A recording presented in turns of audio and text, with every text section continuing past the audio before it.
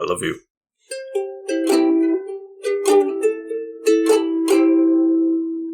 Welcome back to the Couch Potatoes. You asked for it.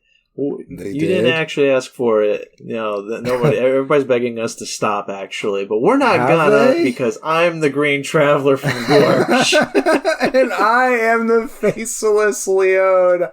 I'm sorry that we are imposing on your ears to talk about some childhood favorite films, and also the national treasure of Japan, the Studio Ghibli movies. Oh, yeah. That's is Green and Faceless on the Couch, a podcast about movies and TV. Yeah. So much fun. No, yeah, and I got some threatening letters in the mail, cut out from magazine, kind of scary, and pasted onto a white piece of printer paper. What did they say? I don't know. I can't read, but it felt threatening. It was the different fonts. It was too much. It was scary, all right? I was just like, uh-oh. But you think... I just am curious as to why you think that it is connected to the show. That's all I do with my life. We didn't give out your address in any relation to the show. I mean, I assumed it must have come from the government. I figured it had CIA written all over it.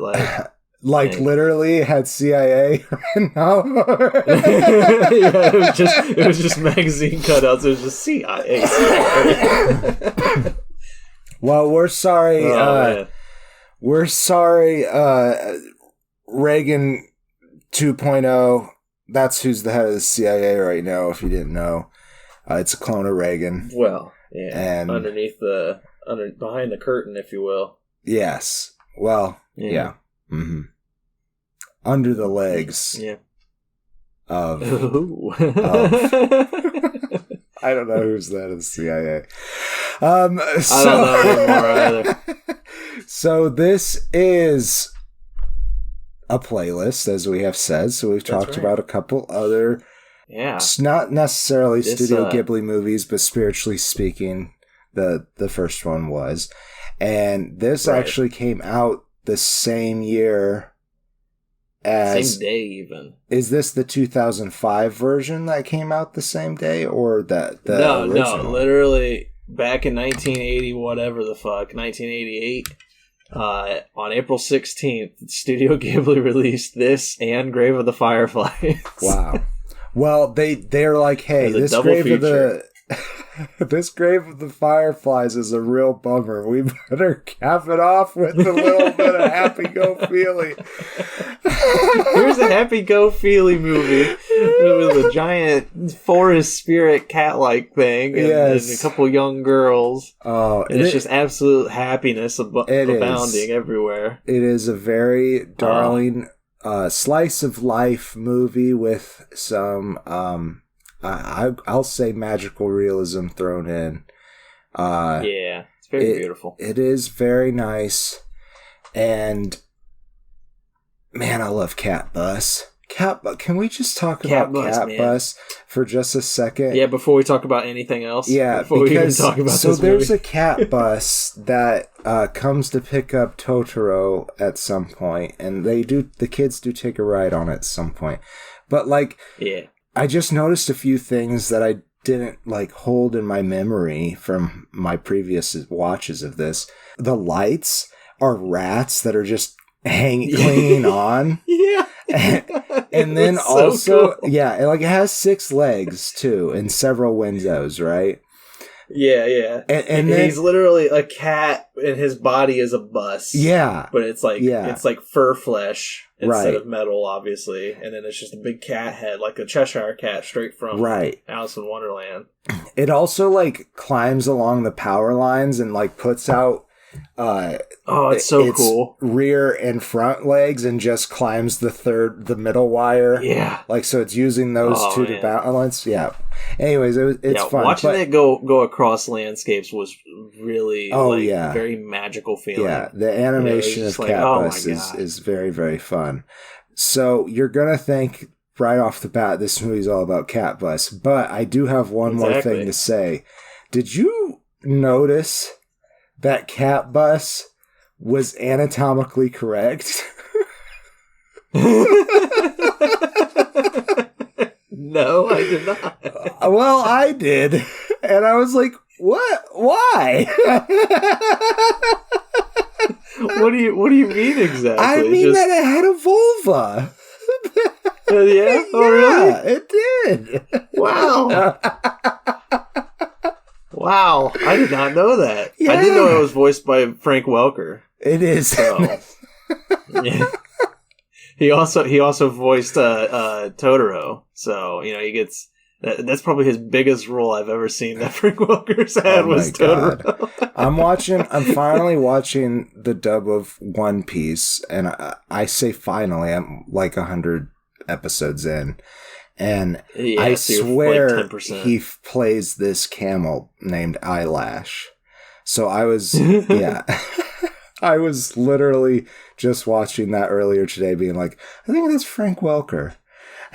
That's my boy Frank. That's my boy Frank. So in the Japanese version, Naoki Tatsuta plays Cat Bus, and Totoro, the titular character, was Hitoshi Takagi. And but always good to hear Frank. Frank Welker, please come on the show. Yeah, we love Frank. He's always just an absolutely wonderful person. Yeah. Let's go ahead. Let's dive into My Neighbor Totoro, the movie that the main character became, as you mentioned, the symbol for Studio Ghibli itself. That is true. And a huge icon in Japan. Just like everybody loves it, or knows it at the very least. Maybe they don't love it. Maybe it's like the kids are just like, oh, who my knows? God, I'm so tired of Disney. Yeah, Japan is just like American teeth. But anyways, My Neighbor Totoro. Two young girls and their father move out to the countryside to a house that when they get out there, it's like this could easily have been a horror film. Because, if it was set in America, it would have been a horror film. Because they go out there and the house is haunted. But it's not haunted in the, the American or the English Gothic sense of the feel haunted. It's haunted not Casper either. It's not Casper either. It's not the friendly. Well, I mean, they're kind of friendly. Yeah, they are. But it's haunted in that there are soot spirits. Yeah, soot spirits are what the Disney version calls them. But they are Susu Watari. Yes. Tiny little dust-like, dirt things, tiny circular discs of black that just scutter and flee around the house whenever people walk into the door. And the girls are just having a great time exploring it. Don't forget about that. You gotta be special. That's right. Yes, that's true. And the girls are having a good time exploring the house as their father is, getting everything situated, moving them in. They're moving there because their mother is in a hospital. That's right. Not too far away. I say not too far away. It's like a 3-hour walk, bike ride kind of thing. Yeah, yeah. They usually get a ride there. Yeah. Also, like, their dad for work, like, it becomes part of the story. Their dad is still commuting to the city where they used to live. Yeah. And he's a professor. English voice actor is Tim Daly. Japanese is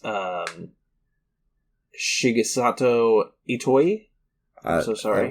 That would be what I'd say. And the children are Satsuki and Mei, and they are played by... what's that? Sorry, I was just about to say that's a joke on... it's not really a joke, but Satsuki is a Japanese word for May, the month of May. Oh. And then May is just the English pronunciation of the word. So yeah, he literally just named the kids May May. Like that's funny. So it also, that is the order of their age, and I thought it was very cute that the casting, whoever did the casting, cast Dakota and Ella Fanning as the sisters, and they do play very well together in this. They do, yeah. There is a lot of moments where they are just running around playing, and that is what the movie is you watching these kids just play. And it's absolute innocence incarnate. It's so beautiful. And you're just having a fun time exploring this house and this countryside, same as them. Right. And, I can't say that I've seen Dakota Fanning in much lately, but it's crazy to think that Ella Fanning was this little tiny girl in Totoro. Right. She's playing a 4-year-old. Mei is 4 and Satsuki is 10. And so I don't know what the age gap is between Dakota and Elle, but... Yeah, I don't know either. I could look it up, but I don't know if I care enough. Yeah, I don't really. Well, it's kind of adorable because as they're exploring, Mei, the young one, she comes across this like tiny little tunnel that leads into the forest where there's a big old camphor tree, like huge, towering over the entire village kind of thing. And as she's exploring in there, she comes across Totoro, which is just this big troll-like thing. They were reading... What was that book? Billy Goat's something Gruff? About... Yeah, I think that's right, actually. 3 Billy Goat's Gruff. 3 Billy Goat's Gruff. Yeah, and there's a troll in that. It's a child story. I know I've heard it before. I don't know. I can tell it if I try. I don't know. I've definitely heard it. I don't really remember the specifics, but there's a troll in it, and Mei kind of just thinks that Totoro is just, one of those trolls from this little storybook she read. And that's kind of the play on words too, is that, I don't remember what the Japanese word for troll is, but it's close to Totoro. It's like Torutu or something like that. Torutu. Maybe. I don't know. That's kind of where the name comes from, is that she just mispronouncing troll. And it's kind of adorable. But yeah, she falls asleep on Totoro. They have a stare down. She scratches his face, gives him some rubbing and some, pet downs. And he just falls asleep. She falls asleep, and it's really fucking cute. It is. It's so fucking cute. Yeah. It's a great scene because it's just like, again, this movie could be a horror movie. You see this young girl go into this, but it's not. It also could have been a super sad movie. Let's be fair. It really could have been a super sad movie. I thought it was going to go that way because I'd only seen this like once or twice. I really thought I've never seen this. This was my first time seeing it, and I was making the joke before we started recording that they kept implying that the mother had tuberculosis. Right. It's very it's very textbook how it's telling this story of the mother being at the hospital. You never get the father's true emotions. Like, every time they visit the hospital, you can see that there's something weighing on him. Right. But it never focuses on him because it's always focused on the girls, so you never get hints at it. And, it's like, if you see a lot of movies over a time, you're just kind of like, yep, the mom's got tuberculosis. That's what it was back in, when they made these movies. Yeah, but it also, though, I don't think that, I don't know how medical science progressed in Japan versus the US, but this is like, I think the 50s or 60s that are being depicted. Right. I will say that it is autobiographical because I looked into it. Oh, wow. Hayao Miyazaki, I guess this kind of situation happened to him where he moved to the countryside to be close to where his mom was going to the hospital for tuberculosis. Oh, man. But when he was making this movie, gave it a happy fucking ending. So it's like, just know that in advance. Like, yes, it does have a very happy ending. Yeah. But part of the plot is that the girls very much are concerned that their mother is dying because they were all pumped and ready to have her home, and then it was taken away from her, and she's been sick for so long. Right. And there's a moment in the movie too where that happens, and then the two girls have this sad little argument where it's so upsetting because it's like, you know, the young one, she's only 4 years old, she just wants her fucking mom back. Yeah, like that's it. And then the older one, she's 10, she's trying to be like an adult for her you know, young sister, but at the same time she's 10 years old. She's not ready for this kind of responsibility either. Also, like Satsuki does such a great job of being Mei's best friend at the same time. Yeah. Like, which is very hard to do when there's a 6-year gap between you, let me tell you. Yes. I had a 10-year gap between me and my sister, so well, I mean, my brother was 5 years older than me, and there was definitely a moment where, you know, I as a kid realized he doesn't want to play with these toys with me anymore. Yeah, but he's still doing it. He's still, you know, he's still playing. But I can tell he was just like, man, I'm only doing it because they want to. Like, you know, he's just being the older brother. Like, and I agree with you. Satsuki is a great older sibling. She goes so far to do everything for this girl. At this time, they're both very stressed, and Mei is throughout the movie stressed rather easily, I would say. At least more so than Satsuki. Right. And she's 4 years old. She's 4 years old. I'm not blaming her for anything. I'm just saying that Satsuki is there for her every time, except for this particular instance that you're talking about. And it's not that she's not there for her. It's that she can't even be there for herself at that particular moment because she is very worried about her mother.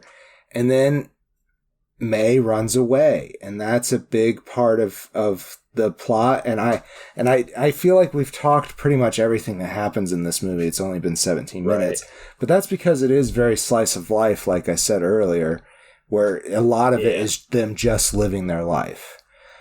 Again, I hadn't seen this movie at all before this. I just knew it was big, and I was excited for it. But the poster shows Totoro and one girl under an umbrella, and that girl looks like she's like, I don't know, 8 or 9 years old-ish.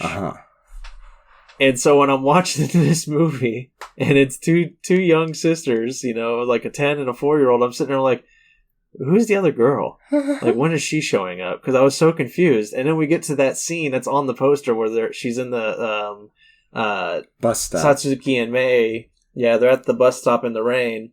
And Totoro just like walks up next to them, and that's when, you know, that's the first time Satsuki gets to see Totoro.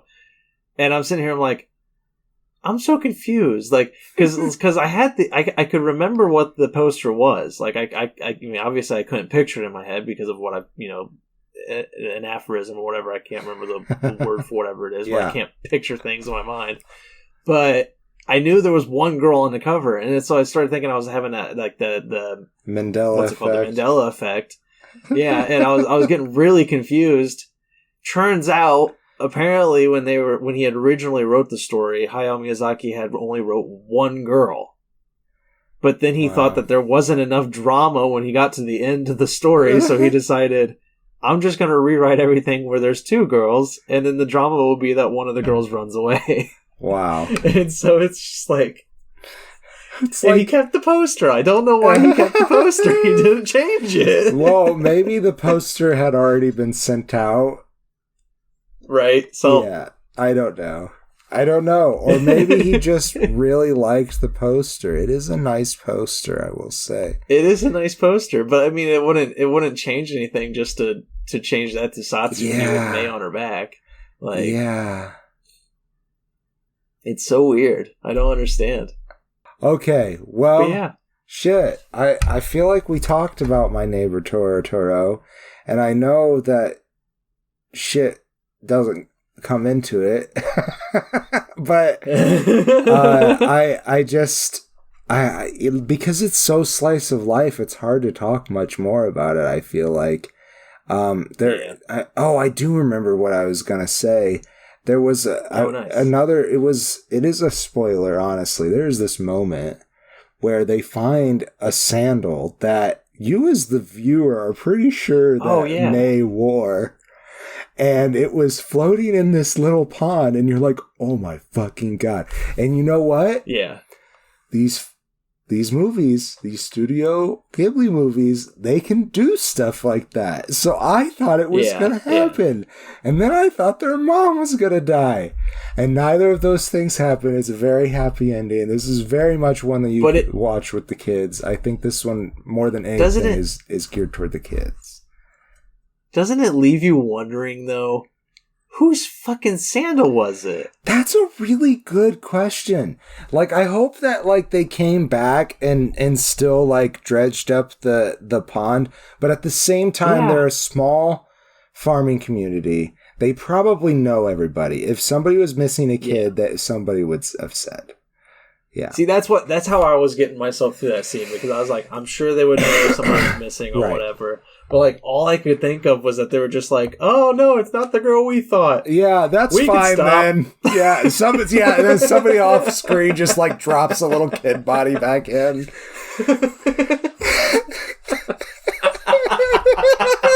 It's not the kid we're looking for.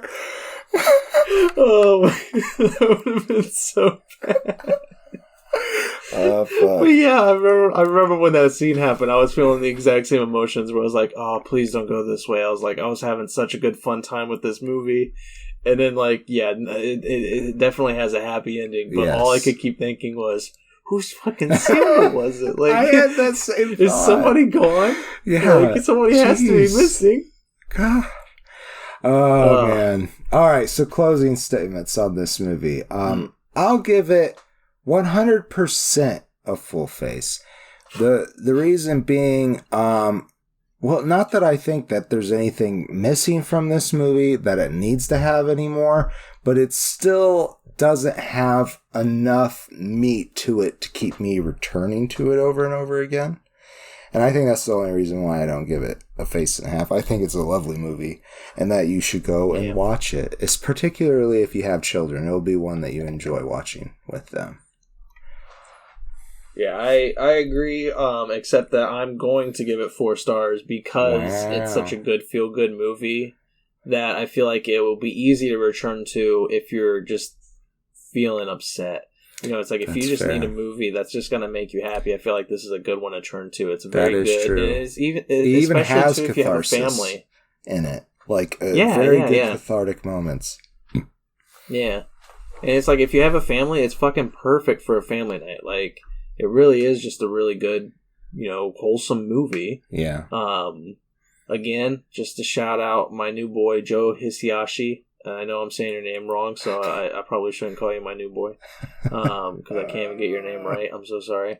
But his music's fucking incredible. Like, I love his music in this. It's really good. Again, especially when the cat bus comes around. Like, I love the music when the cat bus is around. Yeah. Like, it's good shit. Excuse me. It's fun. It's so fun. It's so just relaxing and calm. Totoro is cute and adorable. Like, if you haven't seen it, just check it out. You'll enjoy it. Like, it kind of reminds me of Over the Garden Wall, but, you know, obviously Studio Ghibli's version of it. Yeah, it has that same, just like, you know, you go through the hedge, it's a different world kind of feel. Yeah. It's just 2 kids exploring the countryside, having a good time. It is nice. You know what? We didn't mention Kanta, who... oh, fuck. Yeah, that's right. was played by Paul Butcher in the Disney version, Toshiyuki Amagasa in the Japanese version. Yeah. And he and Granny, who we also didn't talk about, man, these are like main characters. Pat Carroll played, and Tani Kitabayashi plays Granny. And they are, actually related to each other, but Granny has the girls refer to her as Granny as well, and she helps take care of the house and watches them when their dad is away. And Kanta is just a little boy who is absolutely afraid of talking to girls, particularly that's hilarious. Satsuki. Yeah, it is very cute. And I love it too because he'll literally just run up to you with a stick or something if he wants you to I don't have a specific thing, but let's say he wants you to hold a shovel, right? He'll run up to you and just hold the shovel out at you and go, yeah. And of course, Satsuki's like, you want me to take that?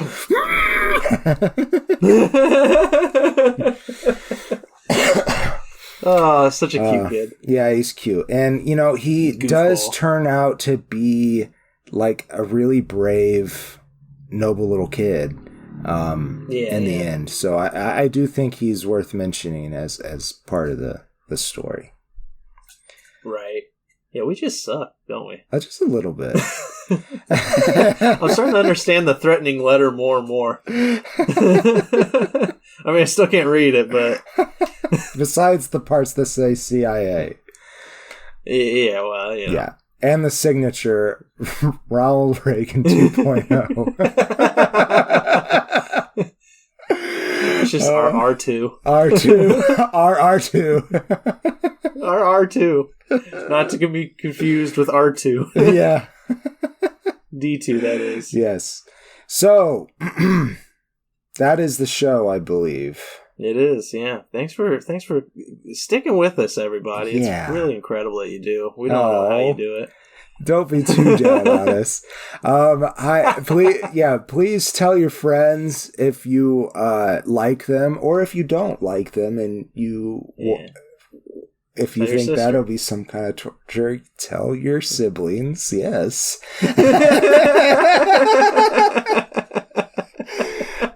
And I don't know, post about it. I don't know. Yeah, get it out there. Yeah, that'd be fun. Get crazy with it. Yeah, we don't care where you post it. Write it on the bathroom walls. I'm going to start doing that, actually. Oh, yeah. Yeah, just go into public places and start Sharpieing everywhere. Green and faceless. Green and faceless. Don't actually do that. On the couch. This is, for our lawyers, this is us saying, do not actually do that. Yeah, do... do not vandalize public places. Do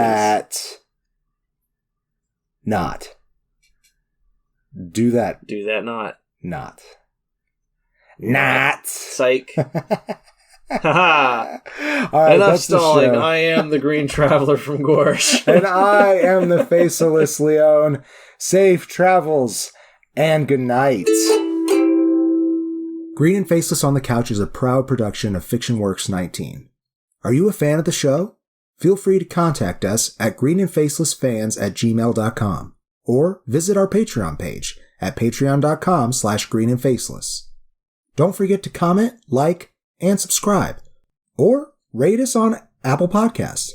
Thank you so much for listening.